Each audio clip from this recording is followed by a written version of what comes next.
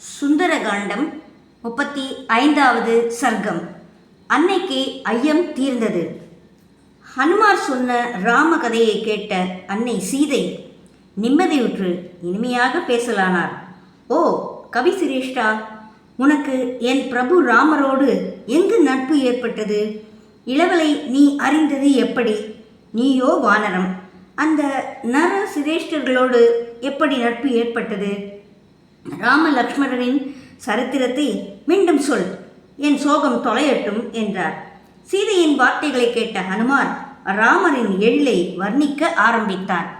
தாயே, ராமர் தாமரை இதழ் போன்ற நேத்திரங்கள் கொண்டவர், உயிர் இனங்களின் உள்ளத்தை கவர்கின்றவர், சஞ்சலமுள்ள குரங்கான என் உள்ளத்தையும் கொள்ளை கொண்டவர், உடல் அழகோடு ஆத்ம எழிலும் கொண்டவர், தேஜஸால் சூரியனை ஒத்தவர், பொறுமையில் பூமி, புத்தியில் தேவகுரு பிரகஸ்பதிக்கு ஒப்பானவர், புகழில் கராதிபதி இந்திரனுக்கு ஒப்பானவர். அந்த ராமன் தர்மத்தை பரிபாலிக்கின்றவர், உலகை தர்ம வழியில் நடத்துபவர்.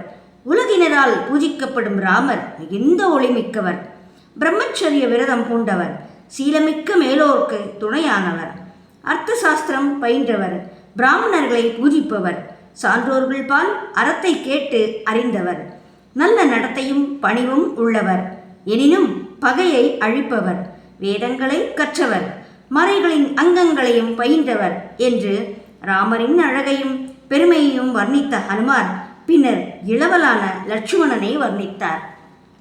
தாயே, சுமித்திரையின் புத்திரனான லட்சுமணன் தோல்வியே அறியாத மா வீரன், உத்தம குணங்களில் ராமருக்கு சமமானவர்.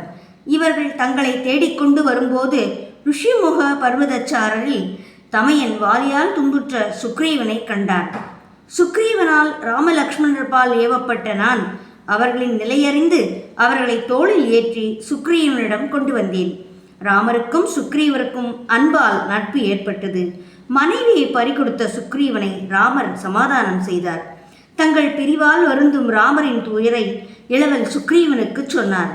அரக்கன் தங்களை தூக்கிச் சென்றபோது தாங்கள் பூமியில் இருந்த ஆபரணங்கள் வானரங்களின் கையில் சிக்கின. அவற்றை ராமரிடம் காண்பித்தனர். ஆனால் தாங்கள் எடுத்துச் செல்லப்பட்ட இடம் மட்டும் அவர்களுக்கு தெரியவில்லை. தங்கள் நகைகளைக் கண்ட ராமர் தங்களின் பிரிவின் வேகம் தாங்காது மூர்ச்சித்து விழுந்தார். நான் சமாதானம் செய்து எழுப்பி உட்கார வைத்தேன்.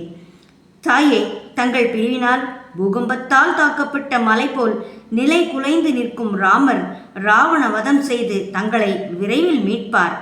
ஸ்ரீராமர் வாலிவதம் செய்வதாகவும் சுக்ரீவன் தங்களை தேடி கண்டுபிடிப்பதாகவும் ஒப்பந்தம் செய்து கொண்டனர். அதன்படி வாலி ராமரால் கொல்லப்பட்டான்.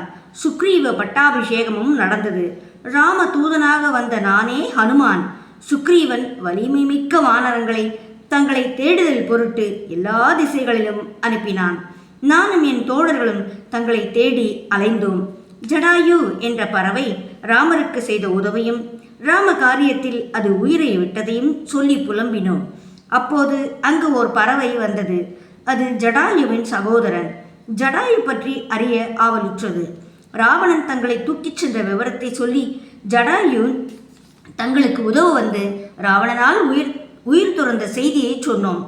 அருணனின் பிள்ளை சம்பாதி அதனை கேட்டு தாங்கள் ராவணனின் இல்லத்தில் இருப்பதாக சொன்னது. அதன் பிறகு நாங்கள் மிகுந்த உற்சாகத்தோடு பயணத்தை தொடர்ந்தோம்.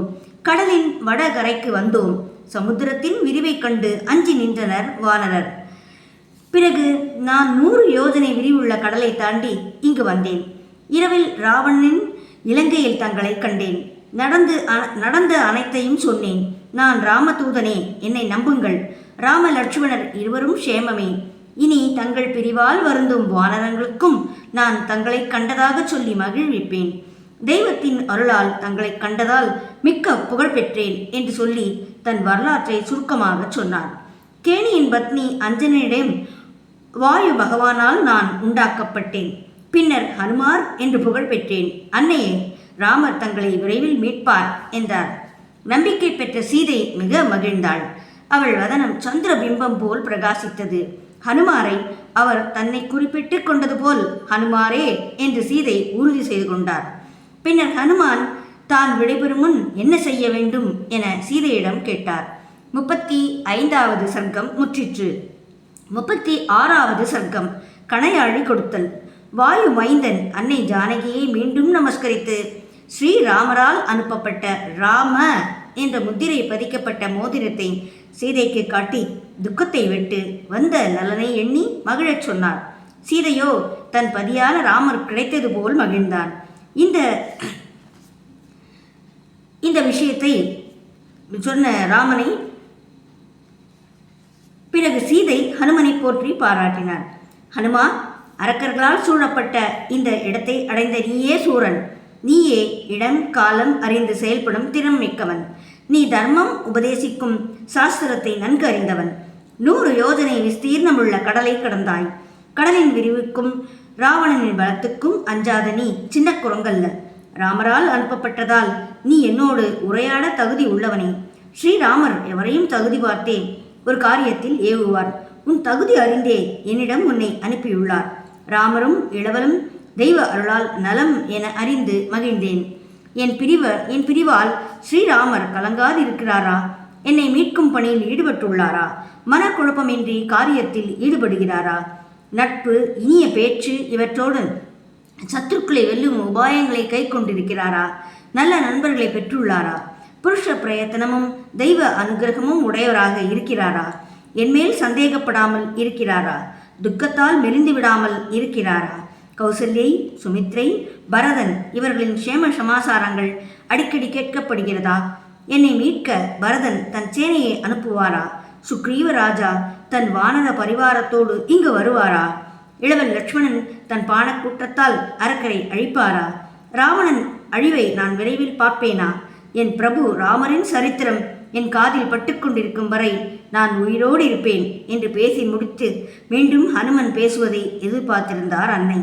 ஹனுமன் சொன்னார், அன்னையே, தாங்கள் இங்கிருப்பதை அறியாததால் தான் தங்களை மீட்க தாமதமாயிற்று.